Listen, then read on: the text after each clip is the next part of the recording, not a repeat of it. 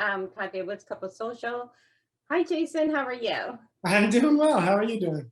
And complain. Let's talk about what's going on with your character. Last year, you season one, you were no bueno. We trusted you. We brought you into the fold, and you got some powers and went crazy. But this season, it's like you're trying to redeem yourself, but no one believes that you really are trying. So talk a little bit about what it's like as an actor to get to play that type of an arc.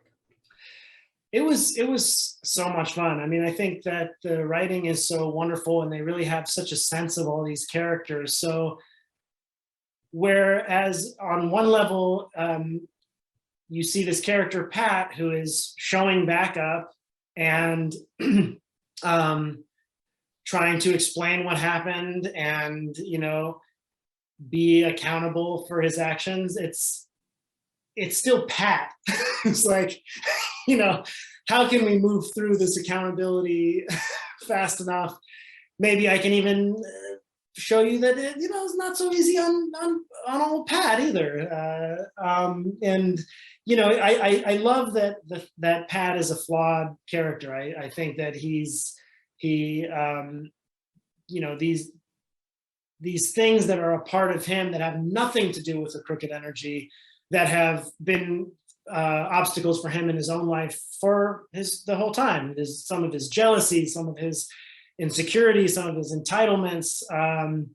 These are things that were deep set in Pat way before anything supernatural started going on with him. So it was interesting to watch this character try to rebuild trust when he's at the brink of his sort of patience with it all. I think there's an element of Pat that hopes that he could explain it once and people go, okay, well then let's just start over. Instead of, I have a couple more questions.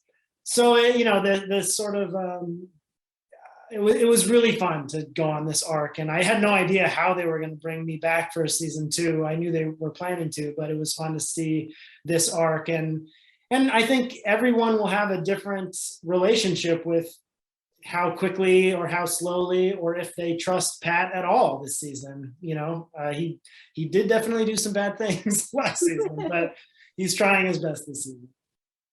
One of the things is very apparent because Dion is growing into his powers, and he's growing into a young man, but at the same time he has all these powers. So talk a little bit about what, from Pat's perspective, it's like to see him be like, hey, this is cool, but I still want to be a kid. I still want to do regular people things. I think that was the beautiful element of the first season and this season. I think that we all have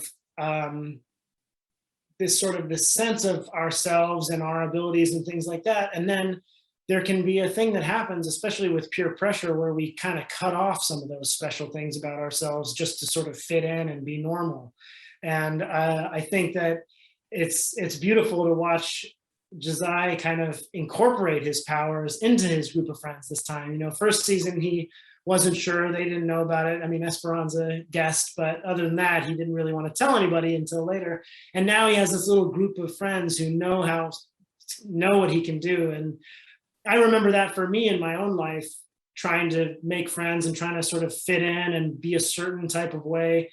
And when I finally found friends who liked me for who I was, and I didn't have to not be weird or not be too excited or whatever it was such a gift. So I think this season, between Dion's close friends and the new kid who's sort of maybe leading him astray a little bit, I think it's a really interesting dynamic for kids and parents alike to be able to talk to each other about what happens when someone is telling you to do something that you is wrong, but you also want to be their friend, and they're in pain, and you want to, whatever it is. I think there are lots of really interesting emotional things to navigate in this season. Absolutely. Thank you so much. Yeah, thank you too.